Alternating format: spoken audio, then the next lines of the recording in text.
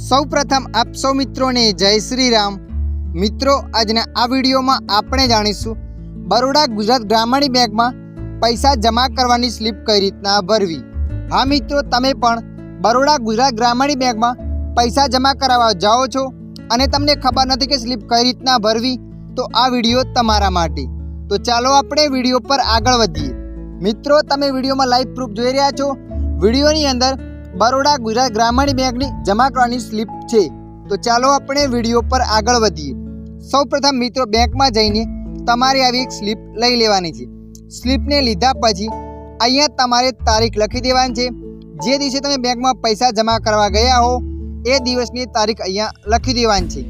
તારીખ લખ્યા પછી નીચે લીટીમાં બતાવે છે શાખામાં જમા કરાવેલા છે। તો મિત્રો, જે પણ શાખામાં તમે પૈસા જમા કરાવવા જાઓ છો એ શાખાનું નામ અહીંયા લખી દેવાનું છે। દાખલા તરીકે આપણે અહીંયા થરાદ લખી દીધું। એના નીચે લખે છે મારું ખાતું ખાલી જગ્યા શાખામાં છે, એટલે કે તમારું ખાતું કઈ શાખામાં ખોલાવેલું છે। મારે થરાદની અંદર જ છે, તો આપણે અહીંયા થરાદ કરી દીધું।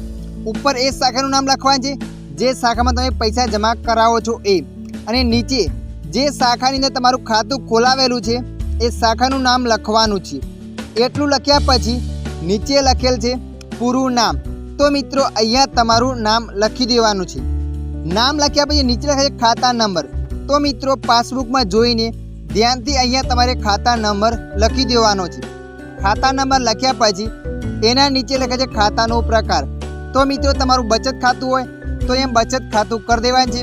જે પણ ખાતાનો પ્રકાર હોય એ ખાતાનો પ્રકાર અહીંયા લખી દેવાનો છે। ખાતાનો પ્રકાર લખ્યા પછી અહીંયા લખે છે રૂપિયા। તો મિત્રો, જે પણ પૈસા તમે લઈને ગયા છો જમા કરાવવા એ પૈસા અહીંયા લખી દેવાના છે। દાખલા તરીકે આપણે અહીંયા 5000 રૂપિયા લખી દીધા અને નીચે લખે છે રોકડા કુલ।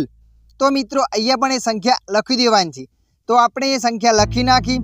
એના પછી નીચે લખેલ છે કુલ રૂપિયા શબ્દોમાં, એટલે કે તમે કેટલા પૈસા જમા કરાવ્યા છે એ શબ્દોમાં અહીંયા લખવાનું છે। આપણે અહીંયા લખી દીધા 5000 રૂપિયા પૂરા। ત્યારબાદ તમારે આગળનો ભાગ તૈયાર થઈ જશે। હવે આપણે આ બાજુનો ભાગ ભરીશું। સૌપ્રથમ તમારે અહીંયા શાખાનું નામ લખી દેવાનું છે। જે પણ શાખામાં તમે જમા કરાવવા જાઓ છો એ શાખાનું નામ। એના પછી અહીંયા લખેલ છે મારું ખાતું શાખા સાથે છે। તો જ્યાં પણ તમારું ખાતું ખોલાવેલું હોય એ શાખાનું નામ અહીંયા લખી દેવાનું છે। તો આપણે અહીંયા થરાદ કરી નાખ્યું। એના પછી અહીંયા લખેલ છે તારીખ। તો મિત્રો, જે પણ તારીખ હોય એ તારીખ તમારે અહીંયા લખી દેવાની છે। તારીખ લખ્યા પછી અહીંયા બતાવે છે પૂરું નામ। તો મિત્રો, જે પણ તમારું નામ હોય એ નામ તમારે અહીંયા લખી દેવાનું છે। નામ લખ્યા પછી અહીંયા લખેલ છે ખાતાનો પ્રકાર। તો મિત્રો, અહીંયા તમારે બચત ખાતું લખી દેવાનું છે।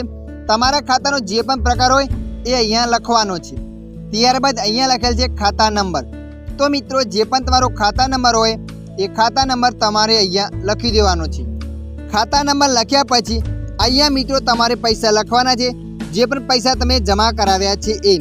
તો આપણે અહીંયા પૈસા લખી દીધા અને જે પણ નોટો હોય એ નોટોની સામે અહીંયા રાઈટ કરવાની છે અને નોટો કેટલી છે અહીંયા લખવાની છે।